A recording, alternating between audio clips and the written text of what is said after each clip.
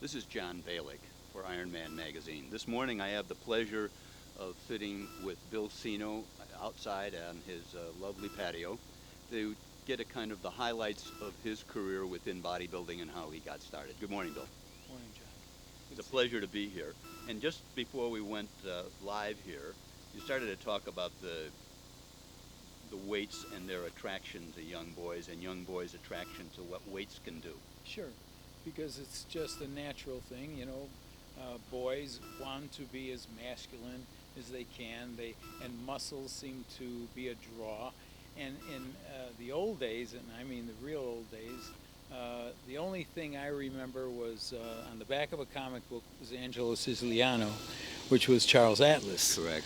And, you know, he used to have the pose and saying, you know, if you're this skinny guy, you know, and somebody's kicking sand in your face at the beach, you know, you can get out of that and be like this. So, well, how old were you when you first noticed that, probably? I was 11. 11. Yeah, and because I read comic books all the time.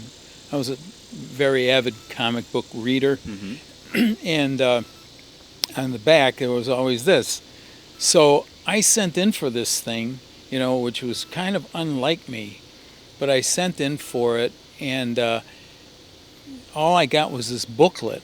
It said, read this for 15 minutes a day, and you know, and you will improve.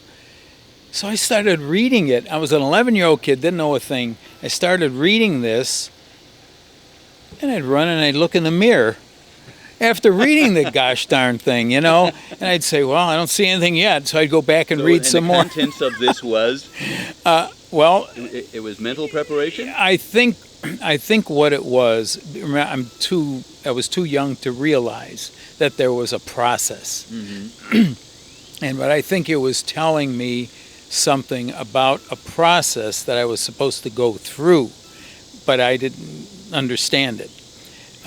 So I kept doing that, running back and forth to the mirror, and then I'd say, this isn't working, and I'd junk the thing, you know. But I didn't touch anything. I had nothing to do with that.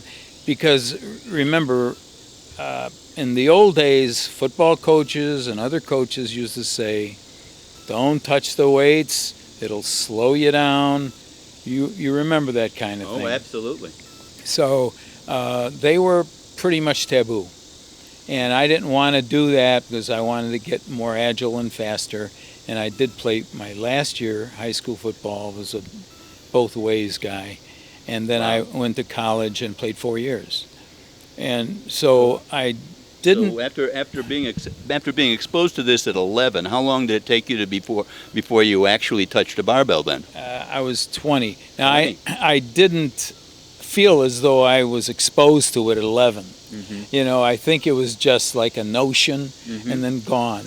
You know, and it was gone. I mean, gone until I was 20, and I met Dave Crockett over at Western Illinois. And I was playing football there, and I saw him. You know, and he was a big guy and lifting, and he said, "You know, you should lift weights." And I said, "No, I can't do that. I play football." And how times have changed. And he said, well, yeah, but this will make you stronger. I says, well, I need more size, you know, also. He says, this will make you bigger. How much did you weigh at that point? I was 178. 178. And what position did you play? I was actually a middle guard.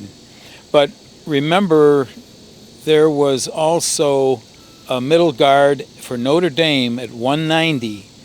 Who was All-American in those days. So the guys were 30 or 40 pounds smaller in the same position today. Sure. Our tackles were 240, our guards were 210, you know, our center was maybe 200, 190, or, you know. Mm-hmm. And but I did play at 190 the next year after lifting, 195. And anyway, Dave took me downstairs at Western Illinois' gym, and he said, here, just press this. Press whatever you can. So I kept pressing, and I took standing press? Standing press. And I took my body weight, I took 180, and I pressed it for 10. The first time you lifted a weight, you pressed 180 for 10. Yeah, which was my body weight. Mm-hmm. So I was doing a lot of push-ups all the time. I was a very calisthenic oriented guy. And then I saw Dave doing bench presses, and I looked at it and I said, that's a push-up upside down. You know, I said, I do push-ups. I'm pretty good at that. He says, no, you go over there, you do your presses. I says, let me just try that. And he was doing 240. So I took 240 and did it 5 times. Wow. First time, and I weighed, like I said, 178, 180 tops, you know. So an incredible amount of, obviously you've had a lot of work up to this point other than the barbell, but that's still a fantastic debut from a strength standpoint. Yeah.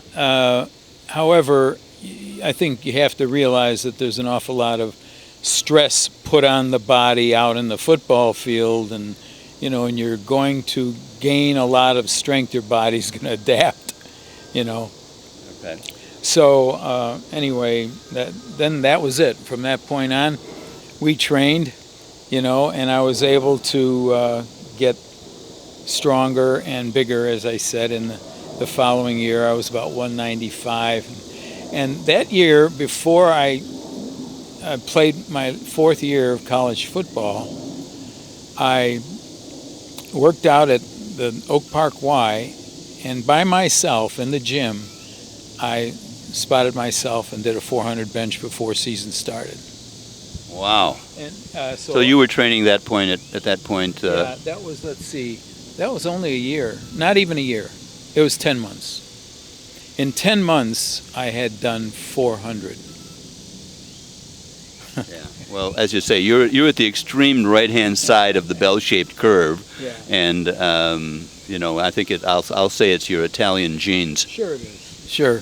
It's from the mountain regions, you know, Italy. Yeah, well, I call it peasant genes, and if you look at the older people from Europe, my grandparents, my great-grandparents, they lasted, they were strong until very advanced ages, and they were just a strong breed of people. My grandfather too, yeah. Yeah, he was from Italy. You were not only gifted, but you obviously trained very hard also. Yeah, I believed in that. I believed in always pushing yourself to the nth degree. A lot of people that I noticed in the sport didn't do that. They more or less exercised.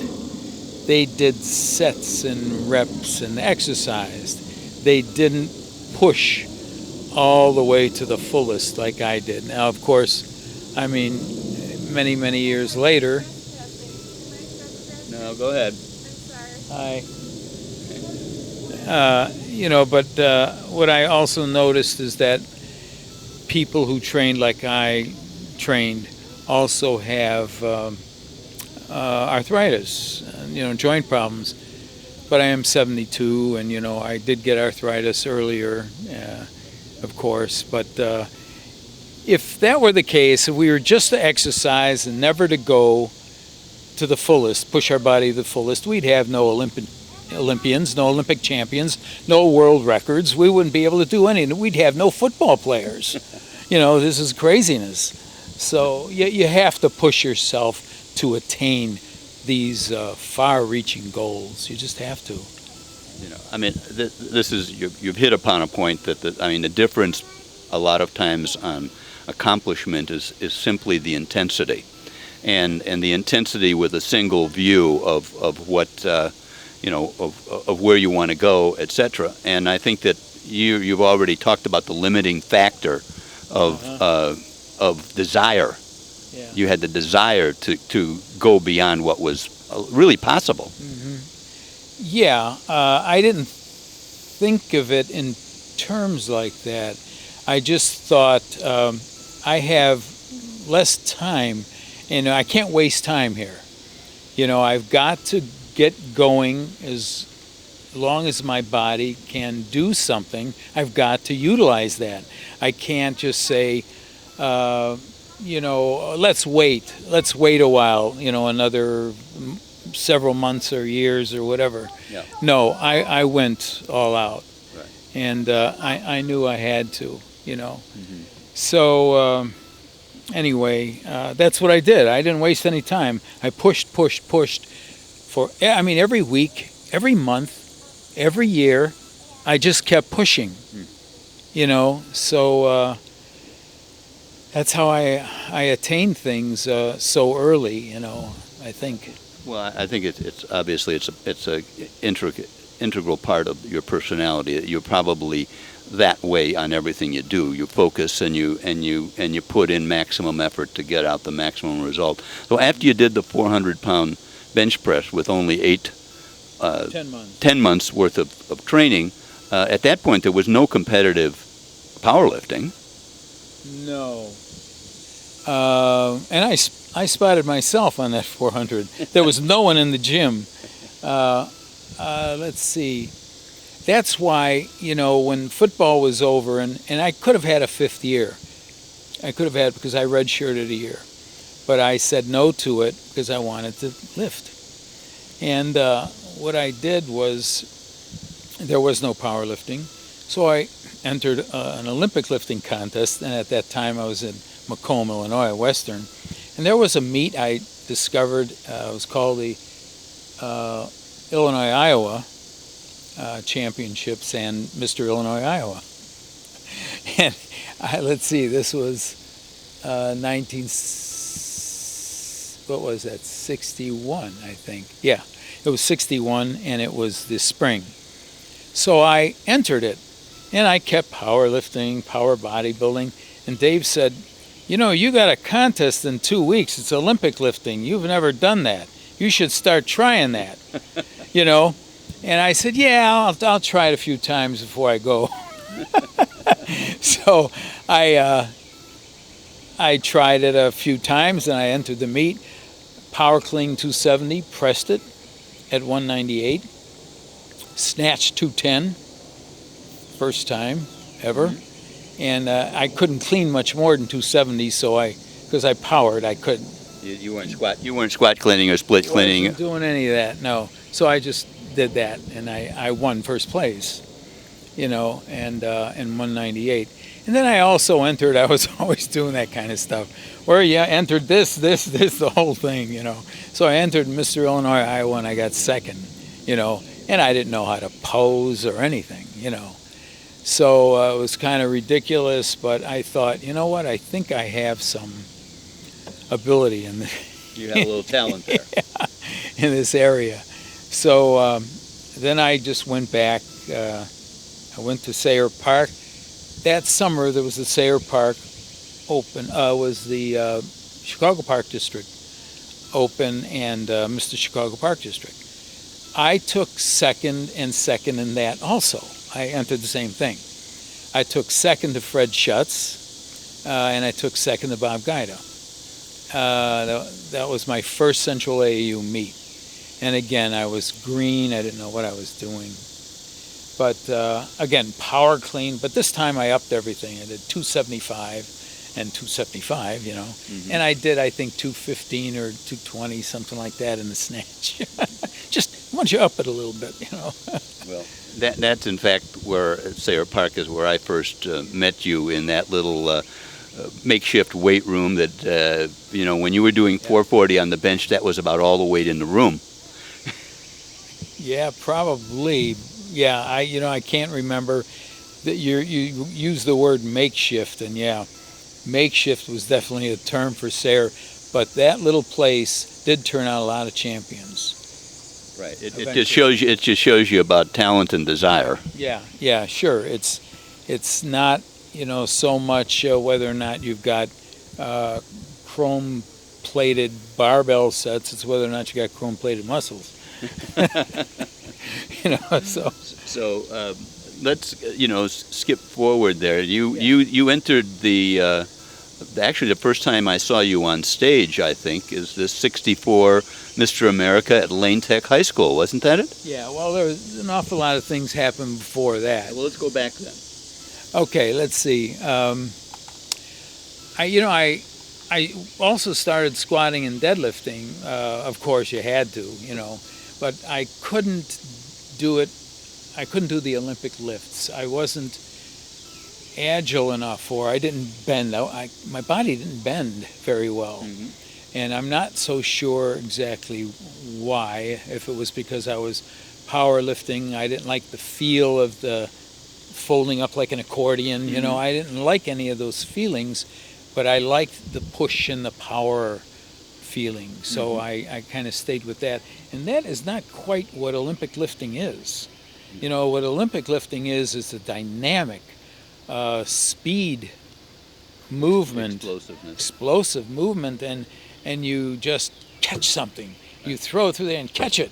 You know, whoa, you know, it's not where you're in control of it every inch of the way and then it's finally a lockout. Right. See, and that's what I was accustomed to, and that's what I loved. I love that feeling.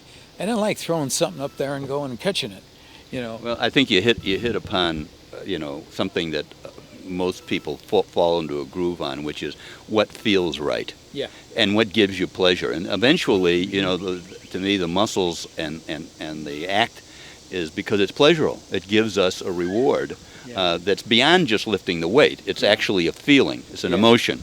Yeah. Well, you know, I also, that was roughly, I think, 1961, or 61, 62. And then, I don't know, I think I had entered a meet. I'd quit school, actually. I didn't want to say that, but I quit school because I wasn't really certain. I didn't want to play football anymore. I basically went to school for football, you know, and I just went and took all these courses, and I had physical education and English, and just about had a double major when I eventually graduated. But I quit school, I went to work, and I lifted, you know, and I was really happy with that. And I entered some meets. I entered the Missouri State Penitentiary meet, you know, went down there to Missouri and lifted there and won that, you know, and Olympic lifting. I wasn't an Olympic lifter, you know, I really wasn't, but it's all there was. So, and then I came back and I won other things. I won the Chicago Park District, you know, championships, and then I won the Mr. Chicago Park District. And in 62, I won the Junior Illinois, Mr. Junior Illinois, and 63, I won Mr. Illinois. And I kept entering those contests and Olympic lifting. And then in 63, 64, I went back to Western for my last shot. I had less than a year, but I took extra courses and everything, and I had to take practice teaching. So what I did is I figured the Mr. America is going to be in Chicago in 64. I said, you know what, that's my hometown, and I'm going to be in that contest. I'm going to spend all year bodybuilding, the heck with everything else, you know, whether it's power and Olympic and everything. So I just bodybuilded for 1 year, and I surprised myself at how good you can get when you just pretty much, you know, center in on one thing like that. And that's what I did. And all year was just bodybuilding. And of course, at the end of the year, I entered and won most muscular. Beat my friend Sergio, you know, which I've always, I held him to such high regard. Now, of course, he wasn't at his best, but, you know, who knows how many of us could have been better anyway. But I still took very much pride in that, you know. And I did take fourth in the contest. I didn't believe I should have. I believed I should have taken maybe second or third, but I never ever thought I should have taken first. I don't know why.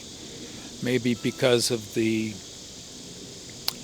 I don't know, some kind of idea behind Mr. America, what it really stands for. I didn't see myself quite as that, but I did see myself as a gnarly, hard, you know, physical kind of being.